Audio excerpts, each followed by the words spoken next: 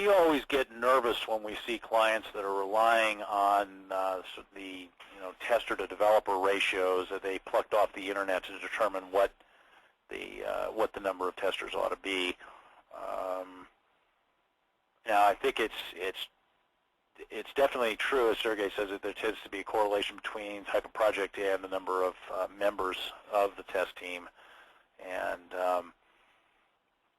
if you've got if you're dealing with something that's safety critical, then obviously you're going to have a lot more. I mean, the old IBM team that a number of years ago was involved in testing space shuttle software. During the development of that software, there were 10 testers for every programmer, which you would hope so. And notice that of the problems that have happened with the space shuttle, there have not been any that I know of, any serious failures that are associated with software. So that was indeed an effective way of getting bugs out of the software, but it's very expensive. And at the other end of the scale, we see people that have more like 5 developers to every tester, or 3 developers to every tester, and so forth. My usual rule of thumb is that anything less than 1 tester for every 10 developers you're probably dealing with window dressing. That there's just going to be no time for the tester to do anything but run around and try to put out fires, and it's not going to be very effective. Excuse me. Now, there are some models for this. I mean, if you go out to look at some books like, say, the TMAP book. I'm not sure if it's in the new edition of the TMAP book. It's certainly in the older edition of the TMAP book. The previous one was called Software Testing, A Guide to the TMAP Approach. That included a model called test point analysis in it, which is like at the total other end of the scale from the tester to developer ratio, or the tester to developer ratio. You're trying to do something really simple and quantitative, and a TPA, test point analysis, is extremely complicated, a lot of different factors and so forth. And the thing with that model is, I think if you look at it and think about it enough, you'll realize, wow, I really have to tune this very carefully to get this to come up with the right answers. So, in our assessments, we really haven't found a whole lot of good substitutes on project testing to the classic work breakdown structure that is populated and sized based on some combination of historical metrics from previous projects, along with the input from the various people who are participating in the estimation process. So, this mix of individual efforts or individual expertise and metrics, I think, is good. And another thing that I think is important is to remember that any estimate is almost always going to involve some amount of negotiation. So just because you're able to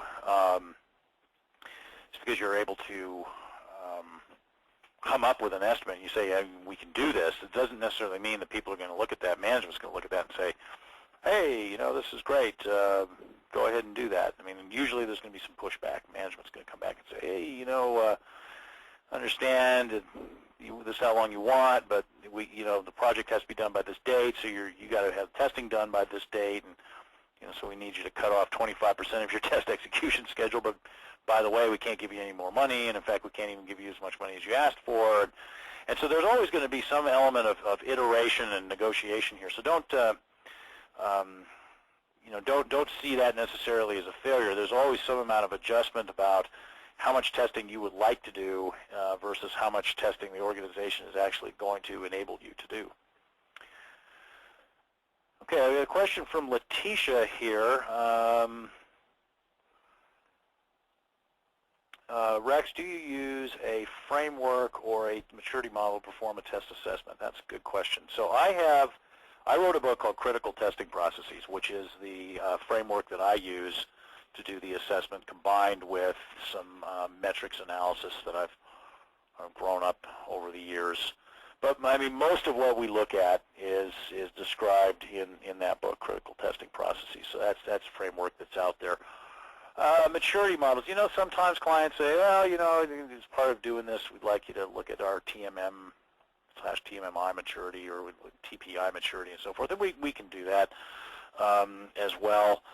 I would point out that one of the things I think makes a maturity model somewhat problematic at this point for testing is, I think if you contrast TPI versus TMMI, they're both prescriptive in the sense that they tell you the order in which you're supposed to improve particular processes, but they give you a different order. So clearly there's not, there's no uniform consensus across the testing experts about what order things ought to be improved in.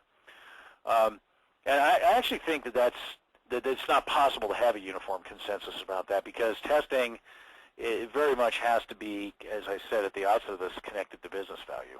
And so ultimately, improving testing has to be connected to business value. So we're really big on when we go through and we come up with our list of recommendations and a plan for how to do those recommendations. We're really big on trying to say, okay, and this is the business case.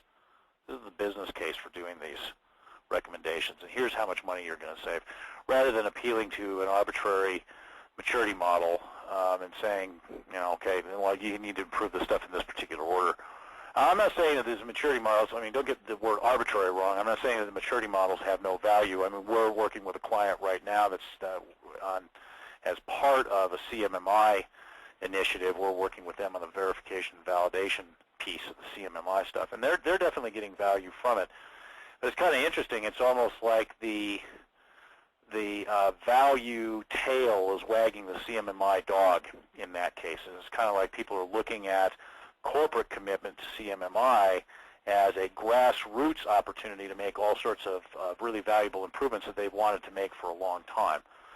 So I think that's a reasonable way of using a maturity model, is to say, these are things that they're good to do, and I know they're good to do, and management is motivated to achieve a certain level of maturity, so I can use that as a lever, if you will. But I think just saying, I want to have TMMI level 3, or I want to be TPI level 12, or something like that. In the absence of any sort of business value driver, that's not something you're likely to be able to get funded.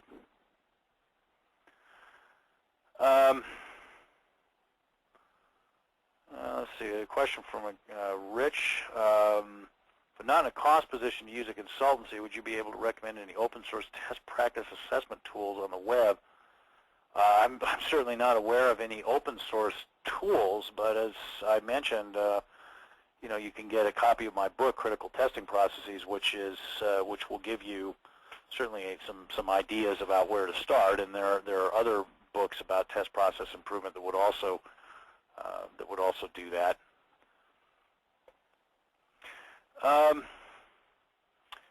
Okay, we seem to have covered our questions here.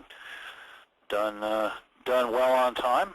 So to close this session, let me tell you a little bit more about the resources available through RBCS. We plan to continue to run these free webinar sessions once a month, so keep checking our website, rbcs-us.com, to sign up. We'll be posting some new ones out there for the fall/winter time period here in the next few weeks. And as I said, the previously recorded ones are now up on the website on the Basic Library as well. So if you've missed any of the past ones, you can go listen to those. And feel free to forward the link to